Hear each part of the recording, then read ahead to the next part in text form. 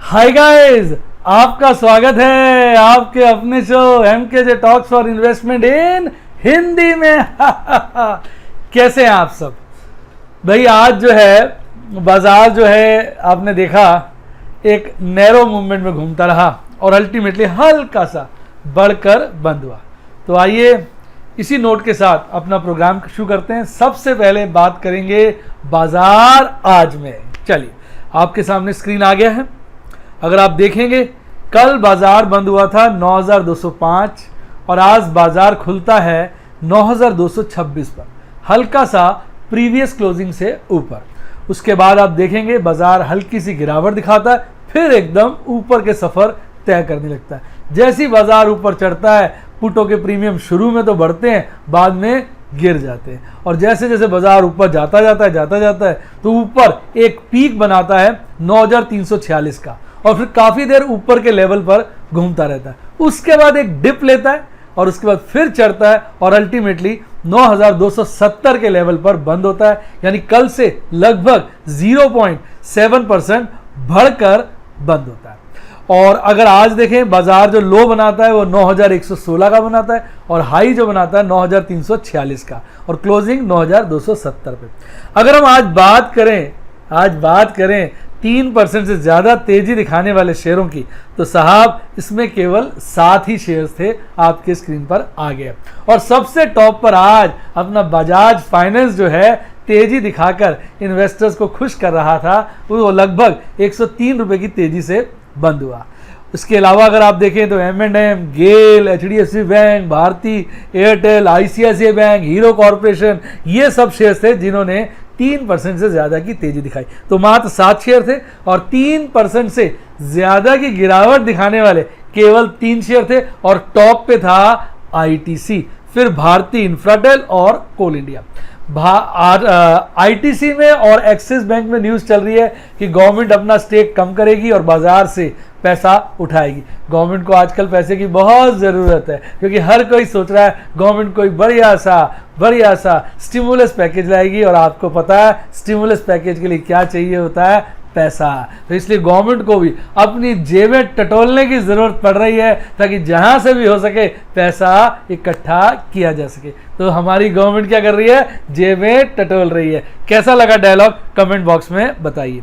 आज बात करें की इंडिसेस की, तो सारे की इंडिसेस हरियाली से भरे हुए थे, और सबसे ज्यादा तेजी हमने देखी निफ्टी बैंक में, और सबसे कम तेजी, गिरावट नहीं, कम तेजी देखी निफ्टी मिड कैप 100 में। और आज विक्स फिर लाल खून हुआ था, और विक्स में आज लगभग 5.5% की गिरावट देखने को मिली।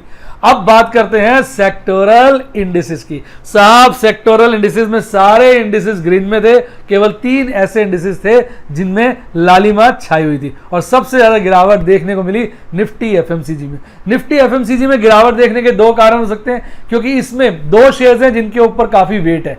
एक आपका आईटीसी हो गया, एक हिंदुस्तान यूनिलीवर हो गया। तो आईटीसी में तो सरकार माल बेचने की बात कर रही है, और एचयूएल के अंदर ग्लैक्सो कंपनी जो है अपना माल बेचने की बात कर रही है, और वो अराउंड 1900 के आसपास ब्लॉक डील करने की कोशिश में लगी हुई है। तो जिसको देखते हुए लगता है कि आने वाले वक्त में भी एफएमसीजी के ऊपर दबाव रह सकता है। और तेजी दिखाने वाले सेक्टर्स में सबसे टॉप पे था आपका निफ्टी फाइनेंस सेक्टर, उसके बाद निफ्टी प्राइवेट बैंक, फिर निफ्टी ऑटो। निफ्टी ऑटो जब तेजी दिखाता है तो मैं घबरा जाता हूं, क्योंकि ऑटो सेक्टर मुझे लगता है आने वाले वक्त में खासा अंडर परफॉर्म करेगा।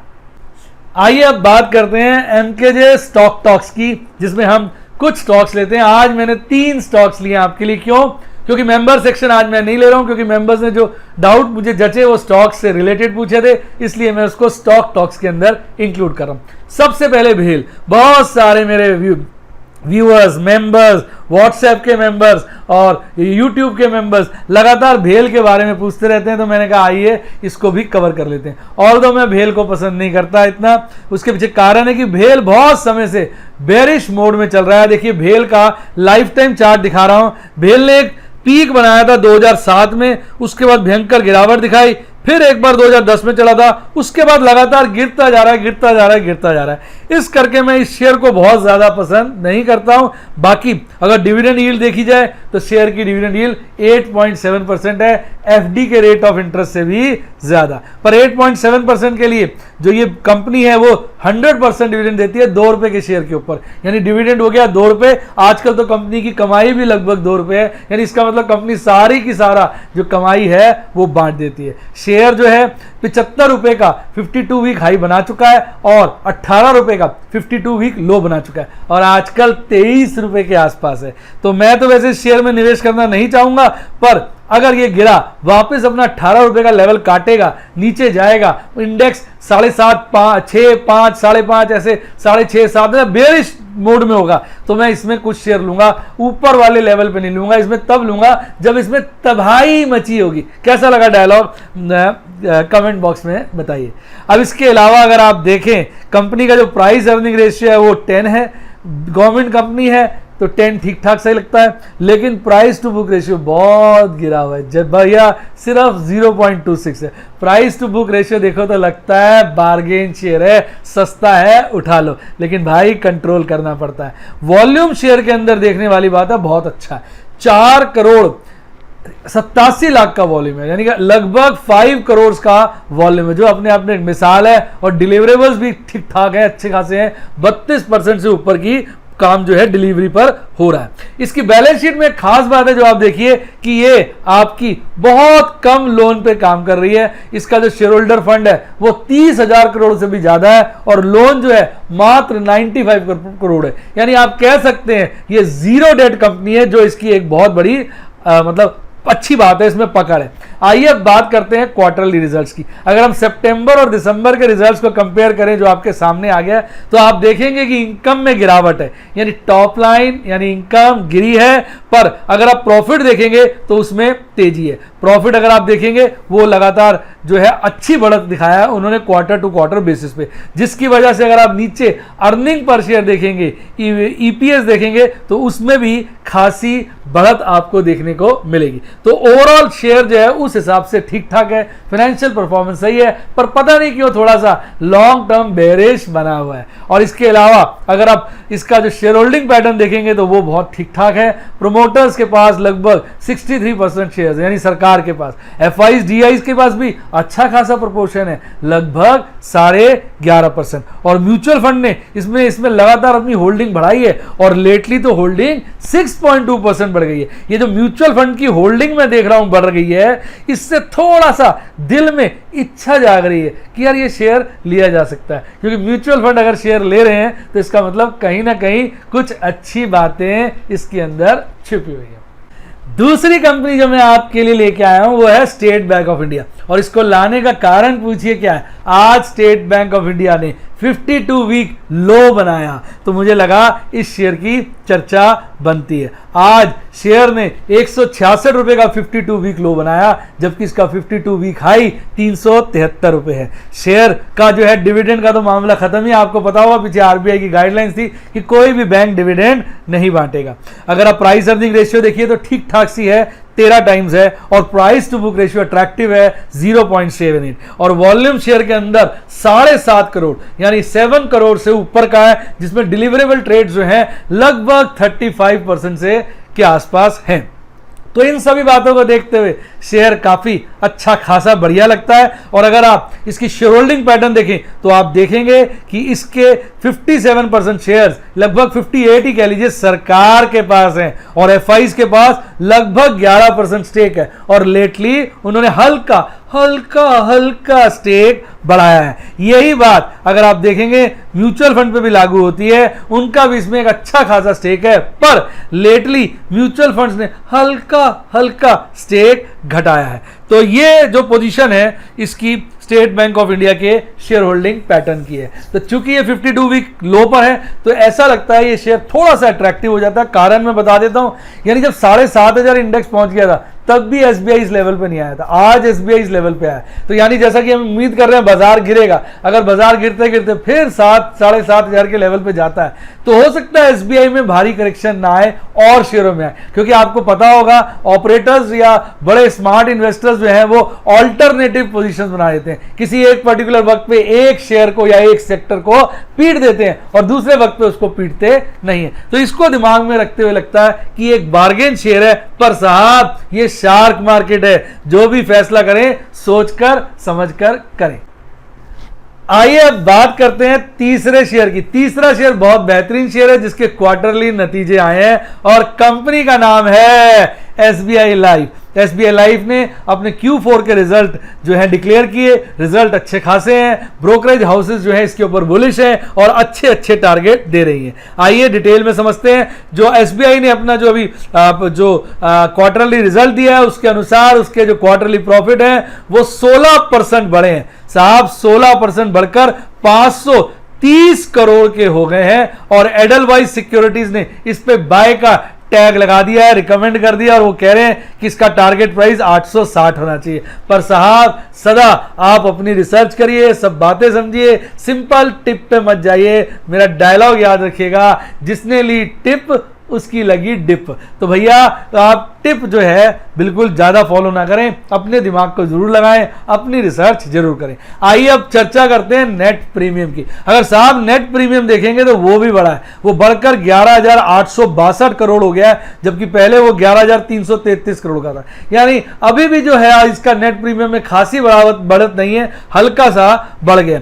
और अगर इसकी टोटल इनकम देखें वो जो है वो स्लिप हो गई है, जो वो 15,600 करोड़ 15,600 करोड़ से घटकर 5,674 करोड़ हो गई है। और कारण क्या है? Loss in investment income. भाई आपको पता है इंश्योरेंस कंपनी का बहुत सारा पैसा इन्वेस्टमेंट्स में लगा होता है और आजकल बाजार की तो बैंड बजी हुई है, तो उन्होंने उसमें अपनी लॉस बुकिंग करी है। आप ये कहिए लॉस बुक किया है जिसकी वजह से उनकी लॉस हुआ है। तो जो इंश्योरर है उसने ये देखा कि इस क्वार्टर में उसको जो लॉस हुआ इन्वेस्टमेंट इनकम पर वो 6600 करोड़ से भी ज्यादा हुआ है, जबकि जनवरी टू मार्च जो क्वार्टर था पिछले साल का उसमें इसको 4000 से ऊपर का प्रॉफिट होता। यानी सेम क्वार्टर में लास्ट ईयर 4000 करोड़ से ज्यादा का प्रॉफिट था और इस साल 6500 करोड़ से ज्यादा का लॉस है, जो कि एक चिंता का विषय है। पर और ये लॉस तो बढ़ेगा ही अभी, क्योंकि आने वाले वक्त में भी हमें लग रहा है बाजार नीचे जाएगा। अब अगर हम बात करें न्यू बिजनेस प्रीमियम की, बहुत बढ़िया बात है, वो 20% बढ़ा है और 20% बढ़कर 16,950 करोड़ का हो गया है फॉर द फिस्कल एंडेड मार्च 2020। तो इसलिए इसमें अच्छी बात है, ये बहुत मतलब एक तारीफे काबिल बात है। अब बात करते हैं इसके शेयर प्राइस की। ये शेयर जो है 52 वीक हाई 1030 का बना चुका है, आज 519 का जो है इसने आज तक 52 वीक लो 519 का बनाया है और आज ये क्लोज हुआ है 731 पर। यानी कहीं ना कहीं अपने टॉप और लो के बीच में ट्रेड हो रहा है। वैसे ये शेयर में फ्यूचर और ऑप्शन में भी काम होता है, तो ये शेयर अच्छा है। और अगर आप इसका प्राइस टू बुक रेशियो देखेंगे वो हायर साइड पे होता है, इंश्योरेंस कंपनीज का price to book ratio higher side पे होता है और लगभग 10 टाइम्स के आसपास है। पी भी इनका ज्यादा होता है, लगभग 54 टाइम्स है। और जो है ये वैसे एक लार्ज कैप कंपनी है, टोटल मार्केट कैपिटलाइजेशन 73,000 करोड़ का है। अब बात करते हैं बैलेंस शीट को देखिए, आपका दिल बाग बाग बाग हो जाएगा, कारण जीरो डेट कंपनी। भैया पैसा आज के कठिन माहौल में, बुरे वक्त में उसी कंपनी में लगाना चाहिए जिसका जीरो डेट हो या ना के बराबर कर्जा हो, क्योंकि ऐसे हालात में अपना पेट तो पलता नहीं है, लेंडर्स का पेट कैसे पालेंगे, ये एक बड़ा प्रश्न है। इसी वजह से मैंने सभी डेट फंड में से अपना पैसा विड्रॉ कर लिया है। बार बार वीडियो में बताता रहता हूं, कहीं आपने सुना ना हो और आपको सर आपने बताया नहीं। मैं आपको कई बार पहले भी बता चुका हूं, एक फ्रैंकलिन में मेरे पैसे फंस गए हैं, उनके अलावा सभी डेट फंड से मैंने पैसा निकाल लिया। और पीछे मैं आपको कहता रहा था कि एक डेट फंड में पैसा ना लगाओ, 10 डेट फंड में लगाओ, तो उससे क्या फायदा हुआ? सिर्फ एक ही डेट फंड में पैसा फंसा और 9 डेट फंड का पैसा निकला है। बहुत सारे मैं लोगों को जानता हूं जिन्होंने सिर्फ सिर्फ फ्रैंकलिन में पैसा लगाया था क्योंकि इसकी रिटर्न ज्यादा थी, और आज बेचारे वो बहुत दुखी हैं क्योंकि उनका सारा का सारा पैसा फ्रैंकलिन डेट में फंस गया है। इसलिए सावधानी भली दुर्घटना से, तो पहले ही सावधान रहेंगे तो बाद में दुर्घटना नहीं होगी। कैसा लगा डायलॉग कमेंट बॉक्स में बताइए, मजा आया हो तो लाइक ठोकिए। और हाँ, इसका जो शेयर होल्डिंग पैटर्न है वो भी देखने काबिल है। अगर आप देखेंगे इसमें जो प्रमोटर्स हैं उनके पास लगभग 63% शेयर्स हैं, और एफआईज तो अपना स्टेक लगातार बढ़ा रहे हैं। इसको देख के तो दिल से आवाज आ रही है, कौन सी आवाज? ले ले ले ले ले ले एसबीआई लाइफ का शेयर ले ले, लाइफ का शेयर ले ले। क्यों? क्योंकि इसमें देखिए एफआईज का स्टेक 14% से बढ़ता बढ़ता 26% हो गया। सच में ये बड़ी ध्यान देने वाली बात है, और यही बात म्यूचुअल फंड की है। म्यूचुअल फंड ने लेटली थोड़ा सा स्टेक घटाया है, अदरवाइज वो भी अपना स्टेक बढ़ा रहे थे, और पब्लिक के पास तो बहुत थोड़ा माल है। तो इन सभी बातों को देख के लग रहा है कि ये शेयर एक लेने लायक शेयर है। लेकिन फिर भी मैं कहूंगा, मैं ठोक बजा के लूंगा, मैं ध्यान दे के लूंगा। जब मुझे लगेगा शेयर काफी गिर गया या बाजार के हालात कुछ खराब हो गए हैं, माहौल खराब है और अच्छे रेट पे मिल रहा है, तब मैं इसमें डेफिनेटली एंट्री मारूंगा। ऐसा मेरा एक पक्का निश्चय है। आइए अब बात करते हैं आपके प्यारे इंस्टीट्यूशनल इन्वेस्टर्स की।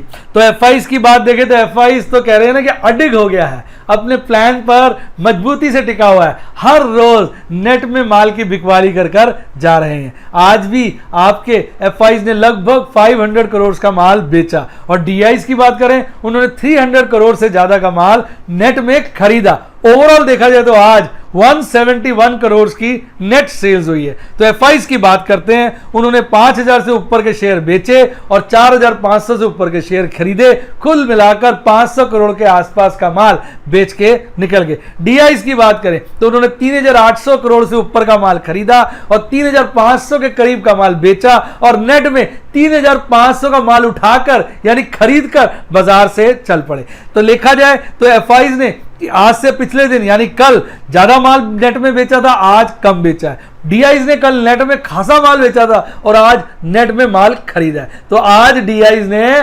पलटी मार ली।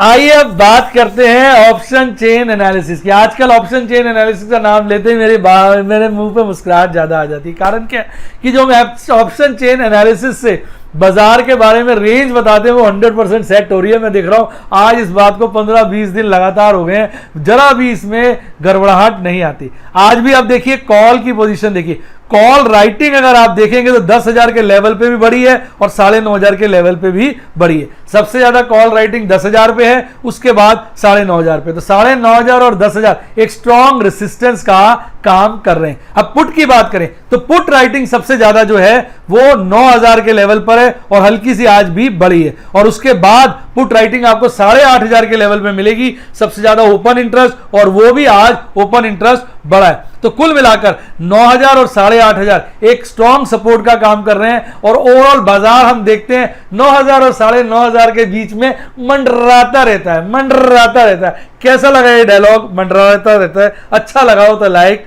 ठोकी।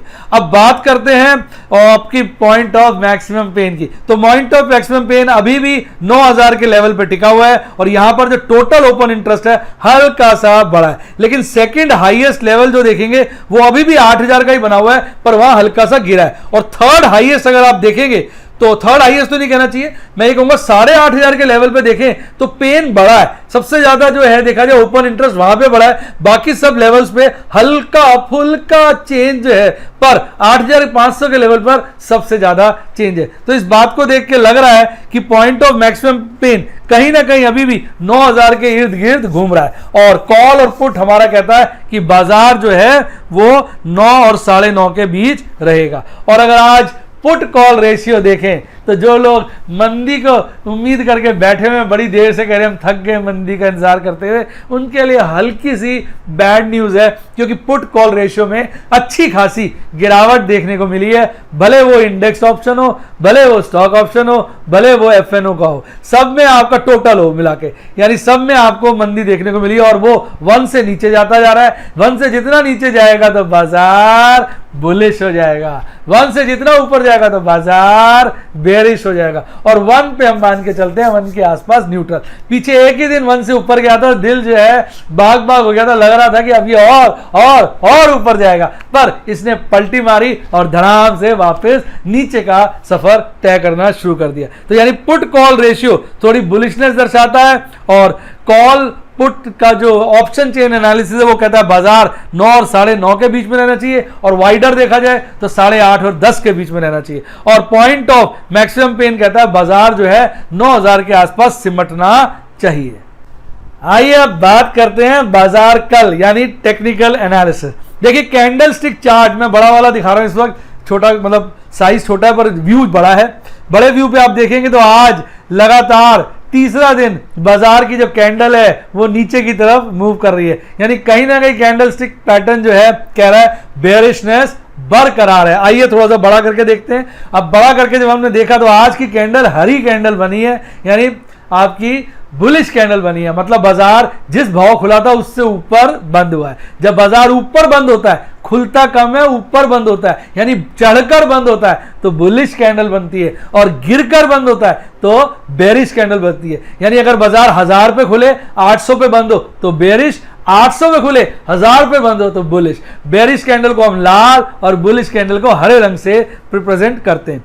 तो आज अगर आप देखेंगे बॉडी जो है इसकी मीडियम साइज की है और ऊपर नीचे की टेल काफी ज्यादा है, बॉडी से खासी ज्यादा है, तो इसका मतलब ये वोलाटिलिटी दिखाती है। अगर ऊपर नीचे की विक ज्यादा लंबी हो तो बाजार में वोलाटिलिटी है, घबराहट है, लोग समझ नहीं पा रहे। बाजार एक हाई बनाता है फिर क्लोज जाके नीचे ही होता है, बाजार एक बॉटम बनाता है पर ऊपर चला जाता है, यानी जो बॉडी है वो बीच में, ओपनिंग क्लोजिंग का प्राइस बीच में, पर बीच में बाजार काफी नीचे भी गया काफी ऊपर भी गया, यानी घबराहट है, इधर उधर भागने की कोशिश करता है पर भाग नहीं पाता, वापस नीचे बीच जहां से खुलता है उसके पास ही सिमट जाता है। ये हमें कैंडल से साफ नजर आ रहा है। पर अच्छी बात यह कैंडल नीचे की तरफ बनी है, यानी बेरिश टोन जो है कैंडल स्टिक के हिसाब से मेंटेन है। पीछे आपको याद होगा हमने कहा था कि एक आइलैंड रिवर्सल पैटर्न बना है, तो इसलिए वो ये दर्शाता है कि बाजार में भारी गिरावट आ सकती है, और अभी तक की सब्सिक्वेंट कैंडल उस थियरी को मैच कर रही है। इसके पहले आपको याद होगा मैंने आपको एक वेज भी दिखाया था, राइजिंग वेज, जब बाजार लगातार गिर रहा हो और उसमें एक राइजिंग वेज बन जाए तो इसका मतलब बाजार फर्दर वेज के बाद गिरने की पकड़ बनाता है, और वही चीज हमें आज भी दिखाई दे रही है।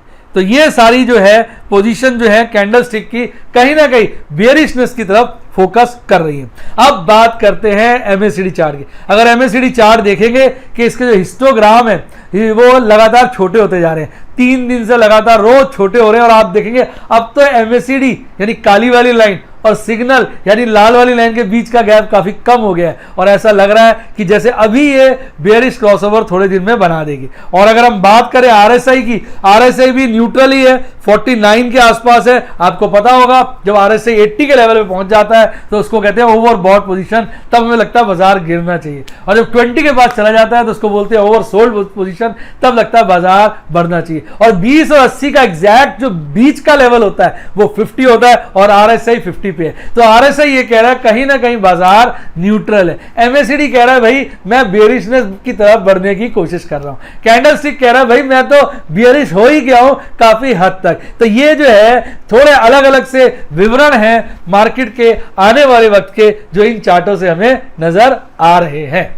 आइए अब बात करते हैं अंतरराष्ट्रीय बाजार की। एक नजर अंतरराष्ट्रीय बाजार पे डालें। अभी बजे 8:09।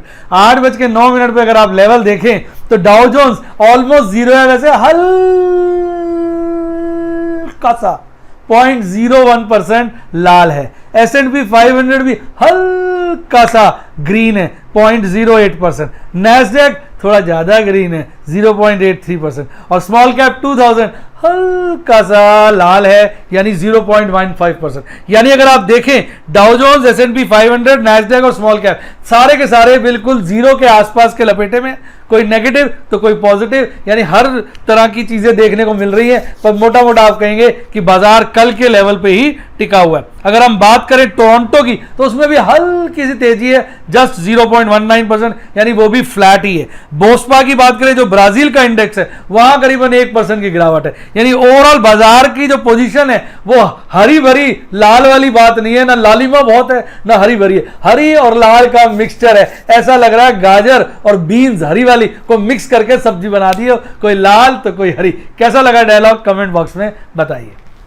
तो उम्मीद करता हूं आपको वीडियो का मजा आ गया होगा। मजा आ गया तो वीडियो का लाइक दबाइए, वीडियो के इस चैनल को सब्सक्राइब करिए और अपने दोस्तों के साथ वीडियो शेयर करिए। और अगर आप मेरे यूट्यूब के मेंबर बनना चाहें, सिल्वर गोल्ड डायमंड, तो सब्सक्राइब के साथ ज्वाइन बटन है दबा दीजिए, क्योंकि वहां ढेरों इंफॉर्मेशन सारा दिन देता हूं। आजकल माल खरीदवा तो नहीं रहा, क्योंकि खरीदारी जो है हमने 8000 के लेवल के लिए फिक्स की हुई है, तो इसलिए रुके हुए हैं। लेकिन काफी सारी इंफॉर्मेशन बाजार के बारे में, टेक्निकल एनालिसिस, दुनिया भर की बातें, सारी तैयारियां कराता रहता हूं। तो अगर आप स्टॉक मार्केट में खूब एजुकेशन चाहते हो तो आप सिल्वर गोल्ड या डायमंड अपने इंटरेस्ट के हिसाब से मेंबर बने। और अगर आप व्हाट्सएप को ज्वाइन करना चाहें, मेरे साथ गुफ्तगू थोड़ा नजदीकी से करना चाहें, व्हाट्सएप मैसेजेस के थ्रू जुड़ना चाहें, F&A की स्ट्रैटेजी समझना चाहें, तो आप सफायर या रूबी के मेंबर बने। सफायर नॉर्मल प्लान है, cash and carry safe plan है। रूबी जो है F&O की, वहां पे मैं नॉलेज आपके साथ शेयर करता हूं। सारे के सारे एजुकेशनल मेंबरशिप प्लेटफॉर्म है। इसके अलावा अगर आपको डीमैट अकाउंट खोलना हो, म्यूचुअल फंड में अप्लाई करना हो, मेरे डिस्क्रिप्शन बॉक्स में जाइए, वहाँ सारे रेफरल लिंक मिल जाएंगे। उनकी मदद लीजिए, उनसे अप्लाई करिए। कोई दिक्कत है मेरे स्टाफ की मदद लीजिए, उनका फ़ोन नंबर भी दिया हुआ है। अच्छी किताबों का लिंक भी डिस्क्रिप्शन बॉक्स में है, शेयर मार्केट की नॉलेज अगर एक्वायर कर दी। इसके अलावा ऊपर आ रहा है टेलीग्राम चैनल का लिंक, इसको जरूर ज्वाइन करिए। आजकल तो मैं इस पर डेली अपने पॉडकास्ट भी डालता हूँ और आपने पॉडकास्ट को बहुत सराहा, इसकी मुझे बड़ी खुशी है। इसी के साथ साथ bye bye, God bless you, और आप स्टॉक मार्केट में बहुत बहुत बहुत पैसा कमाएं। Bye bye.